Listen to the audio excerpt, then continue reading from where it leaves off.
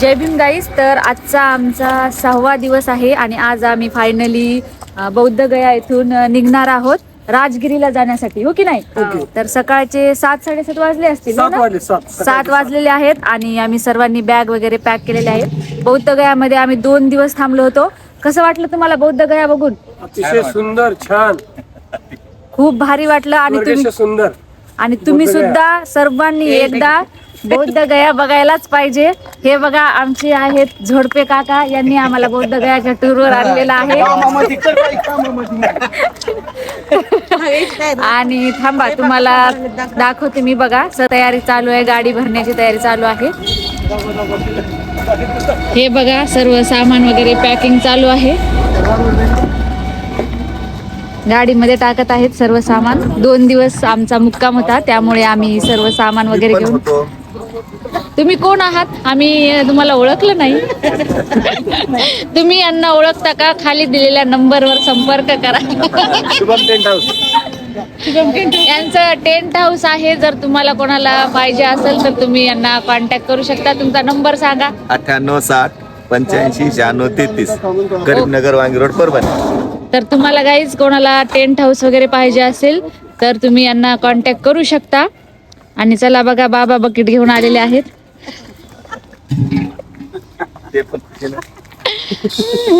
हे बघा, हे आमचं राहण्याचं ठिकाण होतं आणि आता इथून आपण निघतोय. चलो फिर निकलते हैं. ये हमारे ड्राइवर भैया है, देखो बहुत अच्छी गाडी चलाते हैं. आणि चला आता दाखवते तुम्हाला मध्ये कोण कोण बसलेले आहेत. हे बघा, इथे अजून आलेले नाहीत. चला चला, झाली का तयारी? हे बघा, सर्वजण आपापल्या घरामध्ये बसलेले आहेत. आता 15 दिवसांसाठी हेच आपलं घर आहे. चला, आवरलं का? झाले तयार?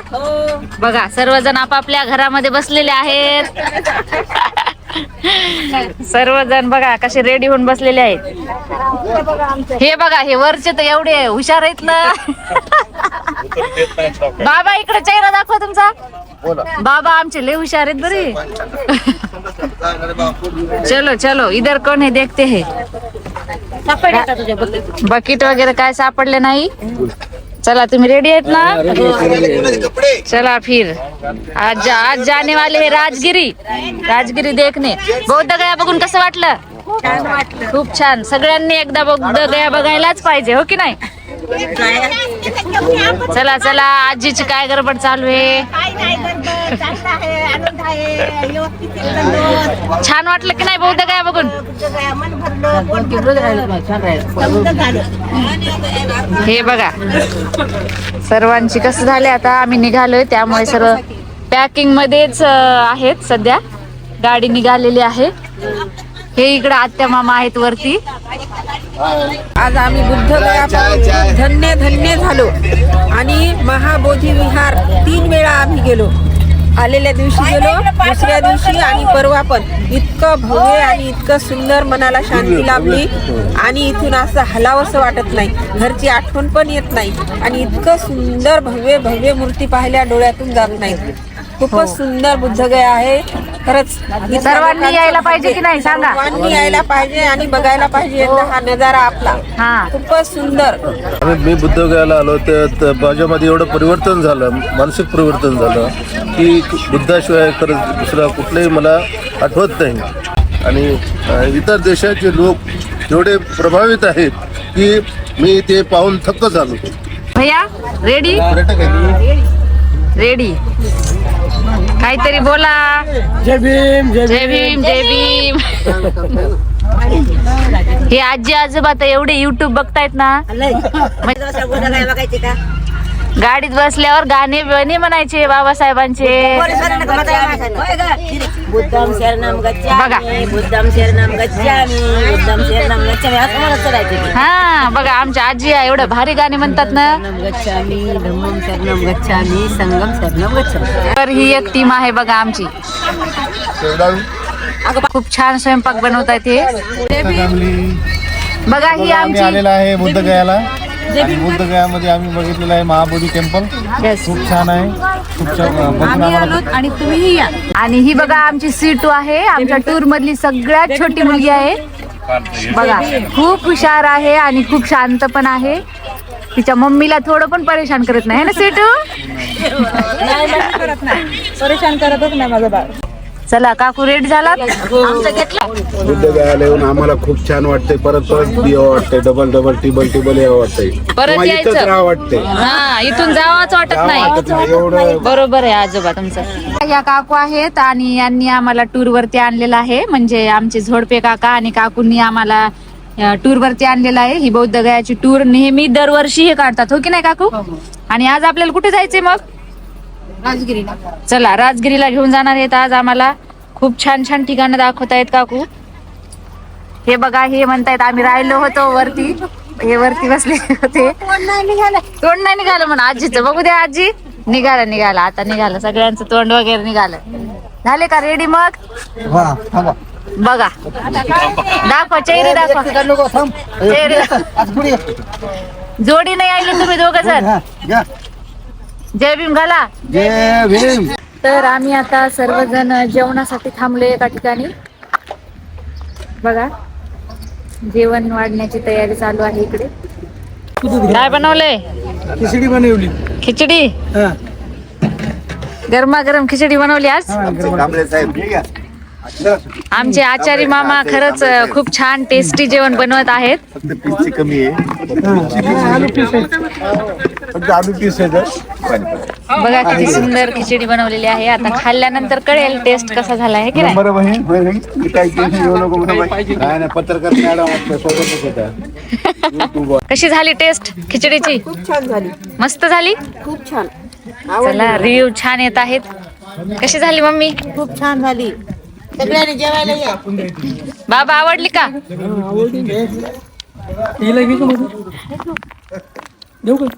कशी झाली खिचडी? एकदम भारी. भारी. भारी एकदम भारी. बर भारी झाली म्हणा मामा खिचडी. मी तर अगोदर कांबळे साहेबाचा विजय असं मीच म्हणलं पहिलं. माझे फोटो काढले पाहिजे. भातच खाय म्हणाला माये. आता काल भात खायला ये म्हणलं माय भंडारी गावात. सीटू कशी झाली खिचडी? आवडली का तुला? आवडली? हो मन जोरात बोल. छान झाली.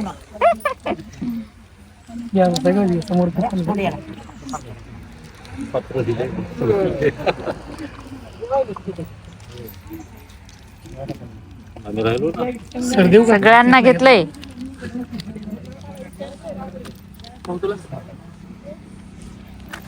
थांबा बाप्पा मेन माणसं घेऊ द्या. कशी झाली मग? मस्त. आवडली का खिचडी?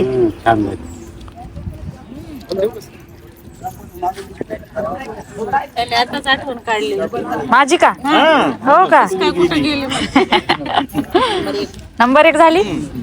चला मग मी पण आता बसते जेवण्यासाठी.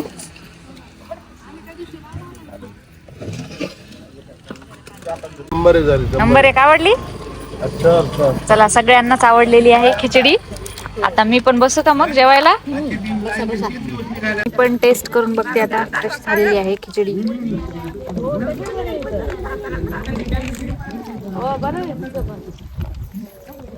खूप भारी झाली. नंबर 1. बघा इथे पिण्याच्या पाण्याची एक विहीर पण आहे. खूप वरती आहे पाणी. बघा हे बघा किती वरती पाणी आहे. स्वच्छ आहे. पिण्याचं आहे ना. काढ बरं मम्मी एक बकेट.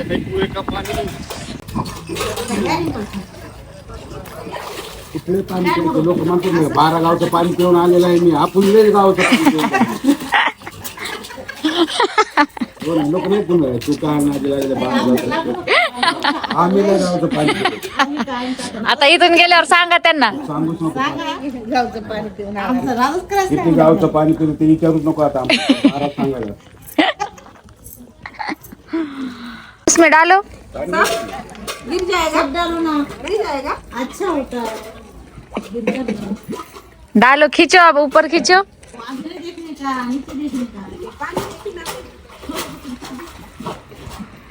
हाँ नहीं नहीं, अभी ऐसाच खींचना पडेगा। तर आम्ही आता उतरलेलो आहोत राजगिरीला आणि इथून आम्हाला त्या झुल्यामध्ये बसून जायचं आहे वरती। तर चला मग सर्वजण, एक्साइटेड आहात की नाही झुल्यामध्ये बसण्यासाठी? बघा फॉरेनर पण आलेले आहेत तिथे,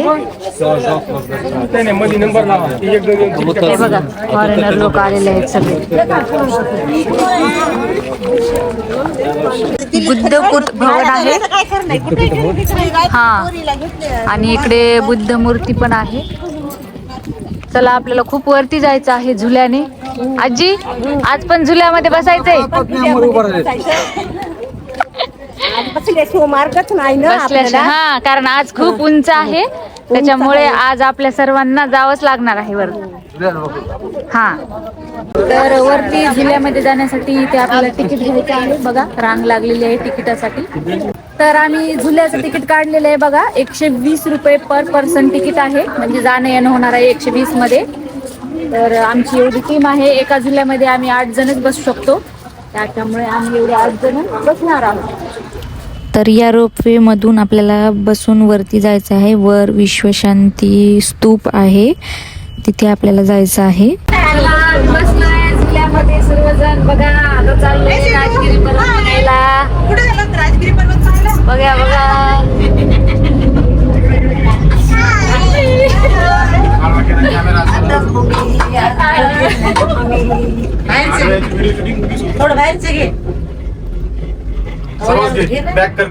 बाप रे बाप, बघा किती उंचावरती आलोय। असं दिसतंय तुला बॅक कॅमेरा? देखो भाई देखो, बघ सुटू आपण कुठे चाललो आता? देखो देखो, खालचं घे ना जरा हे बघा किती उंचावरती आलोय।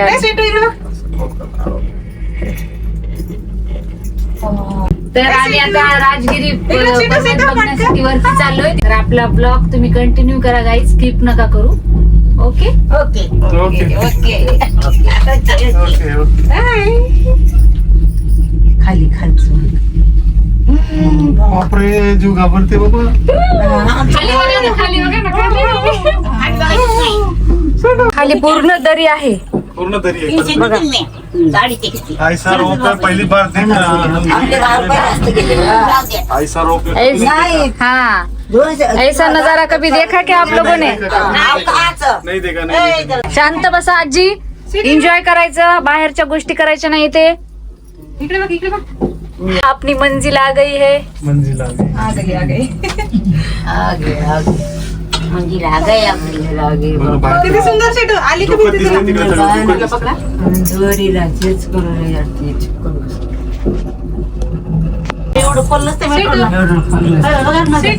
मागं बघा ना, बघा ती काय पालो बघा कसं आहे, बघा होता गिरत तरी म्हणतात ना, तरी पण जावं लागतं। बापरे, तर उतरले आम्ही बघा सर्वजण या झुल्यामधून आणि आता चाललोय वरती। मग आम्ही पोहोचलो होतो फायनली विश्वशांती स्तूप बघण्यासाठी, आणि हा मेन गेट होता वरती जाण्यासाठी। हे बघा, हे आहे विश्वशांती स्तूप, आणि खूप सुंदर भव्य दिव्य असं हे स्तूप होतं, आणि खूप पर्यटक पण इथे बघण्यासाठी येत होते। स्तूप जे आहे त्याच्या चहूबाजूने बुद्ध मूर्ती आहेत। वेगवेगळ्या अवस्थेतील बुद्ध मूर्ती या स्तूपच्या चारू बाजूने होत्या। अतिशय उंच हे स्तूप होतं, तुम्ही हे या व्हिडिओच्या माध्यमातून बघू शकता की आम्ही किती उंचावरती होतो। चला आता उतरतोय आम्ही। मला एकटा नाही झाला पण आता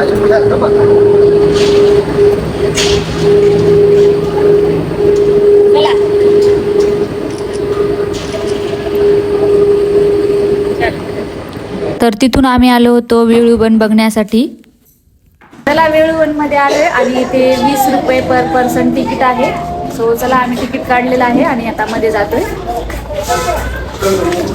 हे बघा इथून एंट्री करायची। चला वेळूवन मध्ये आलोय, हे बघा इकडे बुद्धा टेम्पल आहे या साईडला, आणि हे पूर्ण वेळूवन आहे। खूप सुंदर दिसते की नाही तुम्हाला? वेळूवनाच्या मध्ये किती सुंदर सीन आहे। खूप सुंदर गार्डन आहे पण हे, हो की नाही? वेळूवन, हो. हे बघा, हे आहे जापनीज गार्डन. जापनीज गार्डन आहे हे.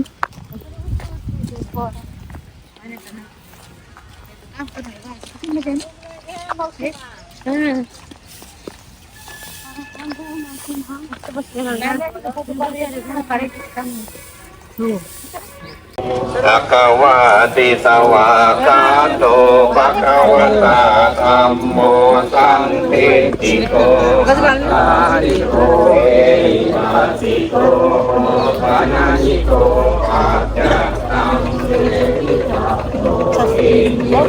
भगवान गौतम बुद्ध या ठिकाणी सुद्धा राहिले होते.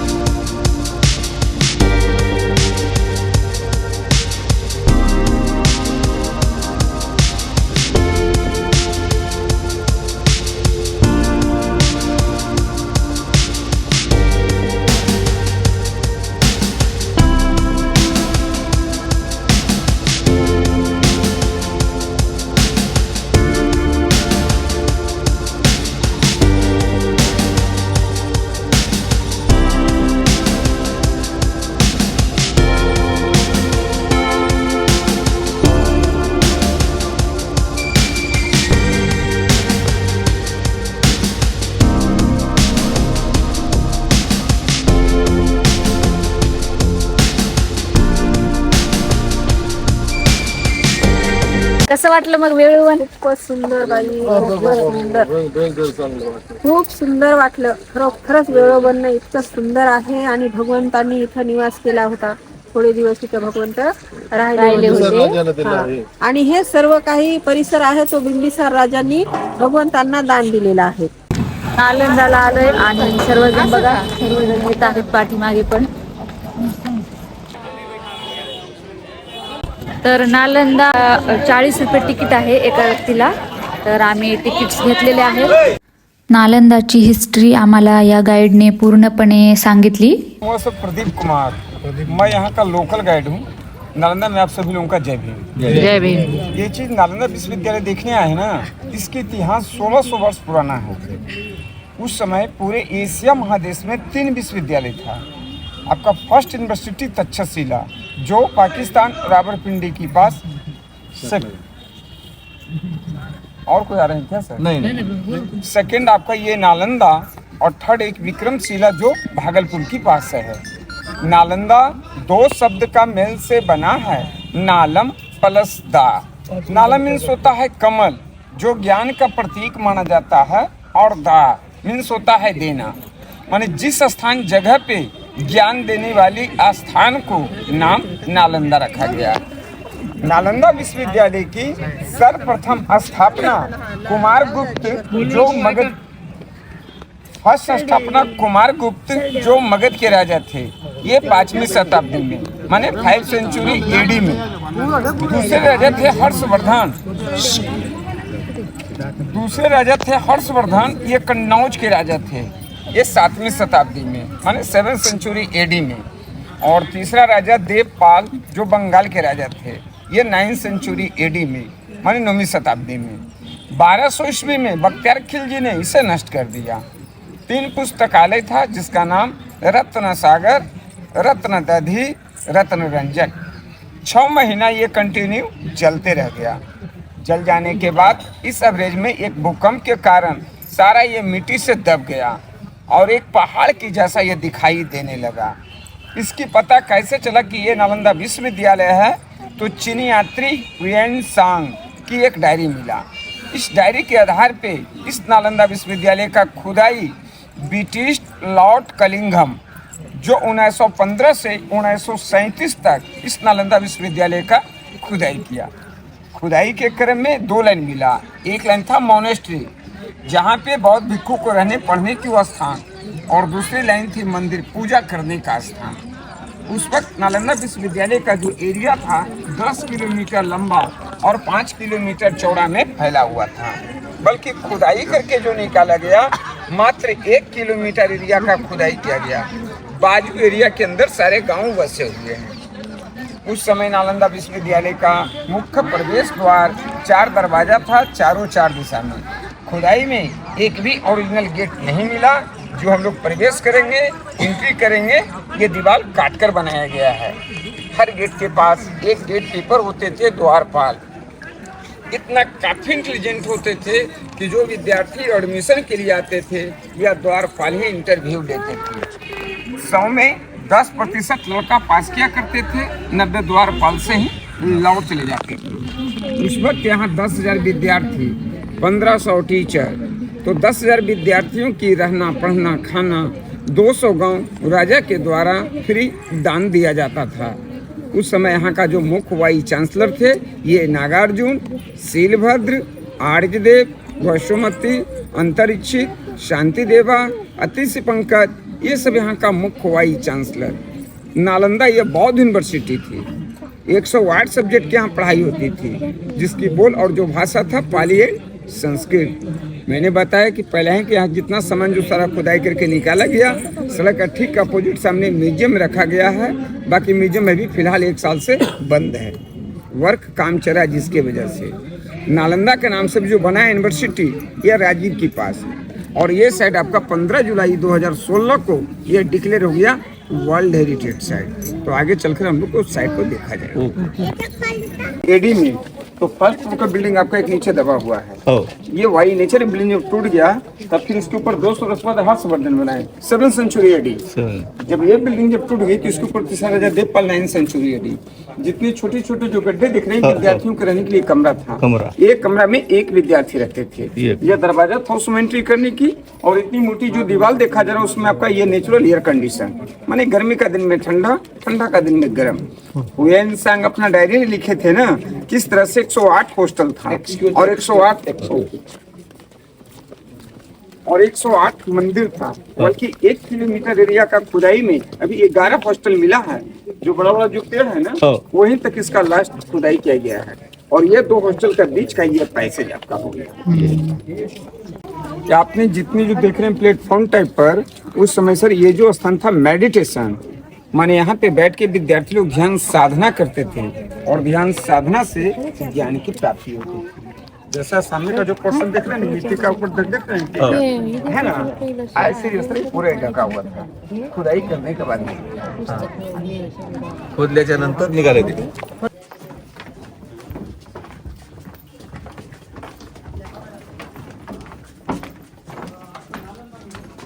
उस समय का एक कमरा आपका बाथरूम हो गया। उस समय सर आपका ये अंडरग्राउंड ड्रेनिंग सिस्टम नाला था। सीमेंट का जो सपोर्ट है ये बाद में दिया गया, ऊपर का लेवल बाद में डाला गया। मैंने उसमें सर जब ईंट की जुड़ाई किया जाता था उस वक्त सर सीमेंट नहीं थी। चूना, सुर्की, गुड़, उड़द दाल, बेल, मिट्टी ये सब मिक्स करके पहले ईंट की जुड़ाई किया जाता था। एक विद्यार्थियों के रहने के लिए कमरा हो गया। एक कमरा में एक विद्यार्थी, तो एक हॉस्टल में 30 कमरे हैं। विद्यार्थियों के रहने का रूम हो गया। मूर्तियाँ था, मूर्तियाँ भी म्यूजियम में रखा गया है।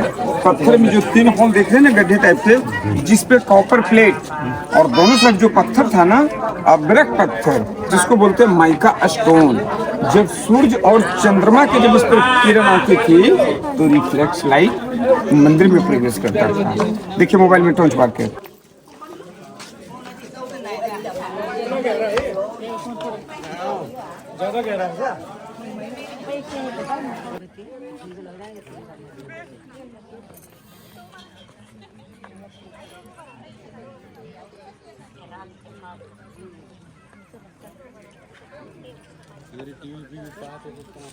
तुम्ही पुढे व्हा ना सगळ्याला